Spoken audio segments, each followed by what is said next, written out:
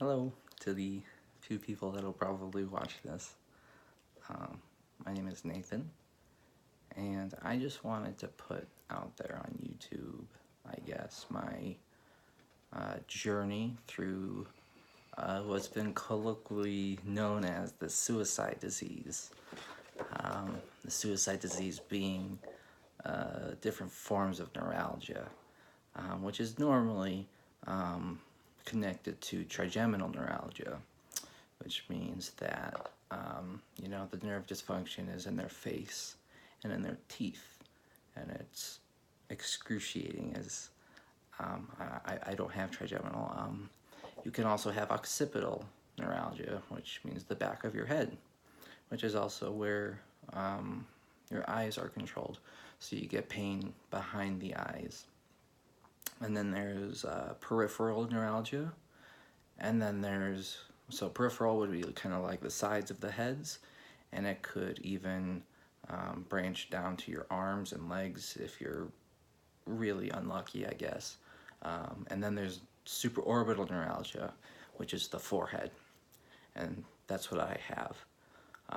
So why is it called the suicide disease? Well, I guess before the last 20 years, I'd say, if you had this disease, still to this day, there's no cure. There was especially no cure back then. And back then, they had no idea what this was. They had no idea. It would always present differently, and there's no medication that helps other than just a massive amount of opiates, and opiates have gotten better over the last few I guess decades. But back then, if you had it, probably by the time you were about 25, you'd end up killing yourself because the pain is too bad. It's too constant, it's too unrelenting, it's too raw, really. So for me, it's in the forehead. Now, unfortunately, that kind of meant that for the first, I'd say, trying to look at my timeline, I'd say almost 4 years, they thought it was migraines, just normal migraines. For good reason. It kind of presented like migraines. I would have auras and neurological side effects on top of the pain. But that all started when I was about in 8th grade. Or it was about 7th grade, 8th grade. I was coming home every single day and taking a mouthful of Advil. Into my high school years, which is where we actually started seeing specialists for it, and they started giving me, barbiturates and really weak opiates like Norco, and those helped at the time. But by the time my senior year came around in high school, it was so bad that I ended up having to drop every single class except for two of them, which I had to take to graduate, which was like a government class and English class. But it was too bad for me to go to school anymore. The summer after I graduated, which was in 2012, I had this attack, this migraine that I don't think a lot of people can begin to understand. I remember a tornado was coming through at the time, and I went into the emergency room, and at this point I had been accepted to a very well-known pain clinic in Chicago, the Rush Pain Clinic, with Dr. Lubinow at Rush Hospital. And I think I was about a week away from seeing him for the first time. And in the emergency room, we were like, we just gotta make it for one more week. And he kind of jokingly said, well, we can't just keep you here for a week. That's exactly what happened. By them moving me to my hospital room as I was admitted, I we don't know why, but it was the worst neurological migraine I've ever had in my entire life. I'm sure I was probably close to passing out, but they had to call the dean of medicine to come down and give me the adequate dose of at that time. It was just allotted, so that was my worst one. And then I went to the pain clinic, and they started me on the opiate ladder that I ended up climbing, that I'd like to make a video on eventually. But basically, you know, it started with methadone, very low dose of methadone, and it just ramped up from there until I had my surgeries.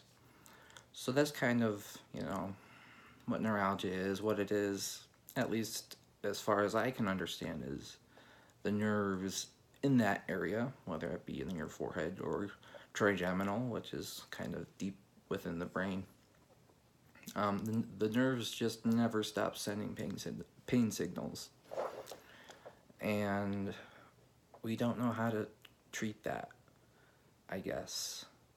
Like, there's nerve pain medications out there, but nothing that came close to touching what I was going through. And I didn't find any real relief until I got a neurostimulator implanted into my forehead. And then much more relief when I had a pain pump put into my spine. And the combination of those two finally allowed me to go back to college.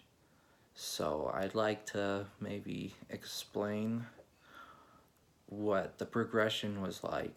So I remember it was in 2008. At the time, they were headaches. They had become frequent enough that we started to see neurologists, and they just gave me the run-of-the-mill, you know, migraine preventative course, and those did nothing. And then by 2009, they had become regular, and I guess, like, clinically they were then considered chronic, so they were starting to get me onto the heavy, more expensive preventatives, which still didn't seem to help. And by 2011, they were still persisting, and that was when I started using triptans. Triptans are specifically for migraines. It's like Imitrex or Treximit, or Imitrex is like a pen that you just put into your thigh and push the button, and Imitrex, and those kind of helped for a little bit, but again, I wasn't really having migraines. I was having nerve pain, and then by 2012, they were daily, just every single day, and that's when my neurologist requested that I be accepted at Rush Pain Clinic with Dr. Lubinow. And then that summer, again, I had that mega migraine, and you know, Dr. Lubinow said, "Yeah, this is pretty serious." And then that's from there. That's how it kind of ramped up into headaches to full-blown neuralgia, and from there we tried many things. We tried things starting from, I think some of the first things we did were like propofol infusions, and then ketamine infusions, and then nerve block injections, which are for some reason unbelievably painful. And then we tried nerve block injections while in a propofol infusion, and then we finally did the nerve stimulator. And that's a whole nother story in of itself of how that came to be, because a nerve stimulator in the forehead is considered experimental by pretty much any medical insurance. So we had to figure that out. And then after that, I was able to completely reduce my medications, and then from there, I was able to get the pain pump put in, and then finally I was able to go back to sleep, or go back to college. But I guess just everything in between, I'd like to cover, maybe now or in another video. Basically the opiate ladder that I mentioned earlier. So the opiate ladder is kind of like anyone who has serious chronic pain that's intractable and nothing's working, they're gonna kind of climb it. So it was like, methadone, 7.5 milligrams a day, and then Norco, and that was the start. And then it was, 7.5 milligrams of methadone with a full dose of Norco with some Dilaudid for breakthrough pain. And then it was methadone and full Norco and full Dilaudid. And then it was, methadone 21 milligrams. This massive increase. And then, we started just maxing Fioricet, full Norco, full Dilaudid. And then finally full, methadone 21, full Fioricet, full Norco, full Dilaudid. And then methadone went up to 25 milligrams, full Fioricet, full Dilaudid. No, full Fioricet, full oxycodone, about half Dilaudid, and then Toradol injections. We started those, and then methadone 25, Fioricet maxed out, Dilaudid maxed out, oxycodone maxed out, Toradol injections on top of all of that, and then methadone up to 30 milligrams. And then I'm on oxymorphone, which is unbelievably potent, and even then I was still in pain. And then, still Dilaudid on top of that with some Norco, and then methadone at 40 milligrams. I mean, I started at 7.5, and I was up to 40 by the end of, I think, I'd say 3 years. And then the oxymorphone full. And then pretty much at that point, everything was full. And then after that, once he got to that point, we decided, we had been talking about the neurostimulator, and we said, we can't really wait any longer. There's no more medicine to give you. Oxymorphone, when you're on that, at that kind of dose, is kind of like that entire 4 months of my life is just a fuzzy dream. It's so incredibly potent. But still, my head hurt. And I was lucky enough to be in a pain clinic that I had Dr. Lubinow, who knew that this was a very real thing. It was a very difficult thing to treat. But he put the stimulator in, finally. So my stimulator, I have a battery right there, that little scar is, and then the cordage goes up my neck. And then back here there's a bunch of anchors, basically, just to hold it in place, and then it comes into that little scar right there, which is another anchor. And then one lead goes there, and then the other comes over here, and there's 8 electrodes in each one.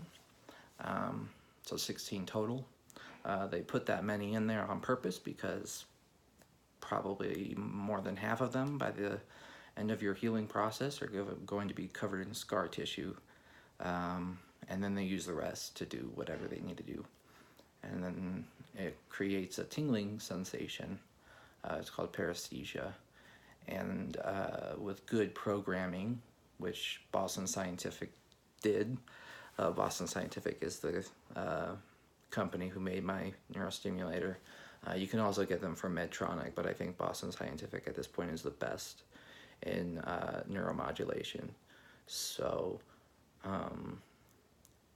it gets to a point where it's a very comfortable tingling sensation, and it's so constant because it's always on that you almost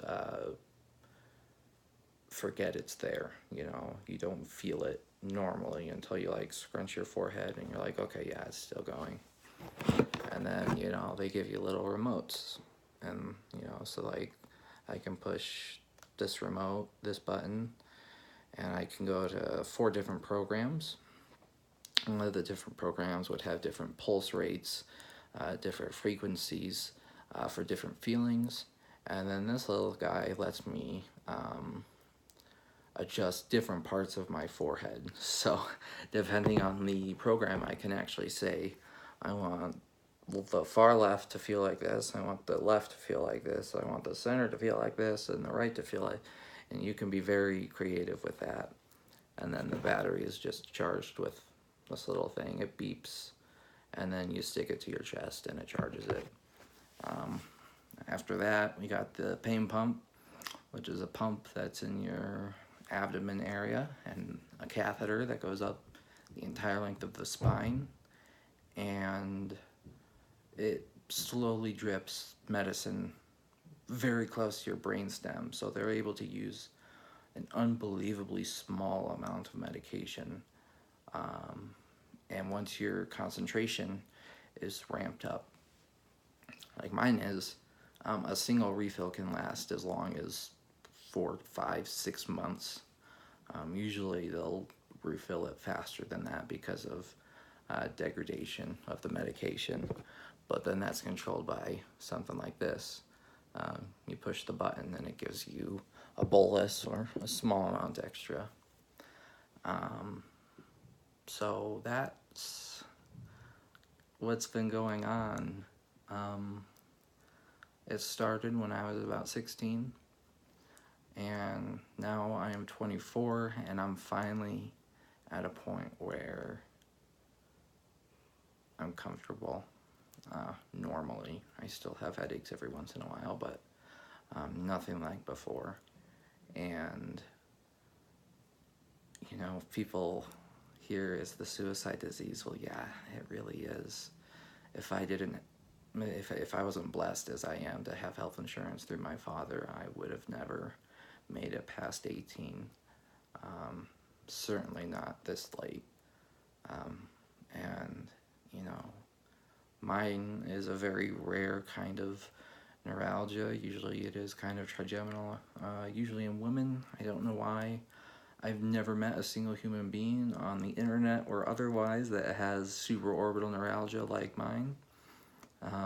But I hope that I can help people going through their journeys of pain, whether it be back pain, head pain, trigeminal, occipital, whatever it is. And then maybe help them with the medications that helped me the most, and then medications that did not help me at all, medications to avoid, outside things you can do, kind of like, what's a good example?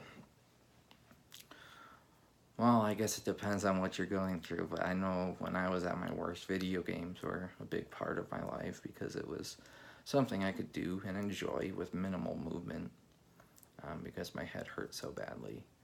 But I hope that there's someone out there who's, you know, maybe going through this and thinking, how the heck am I going to make it to another day, another week, another year? Am I ever going to have a job, go to college, etc.? So, yeah, message me, and hopefully we can start some kind of a group together and educate each other and help each other with what the best course is for them, and to give them hope. I know definitely, you know, in the midst of all of it, I never thought I'd be, you know, halfway through college with a supply line logistics degree, ready to walk into a $100,000 job out of college. So there is options, and especially now, neuromodulation is really advancing at a wonderful rate, and I'm hoping, you know, maybe research is starting to happen.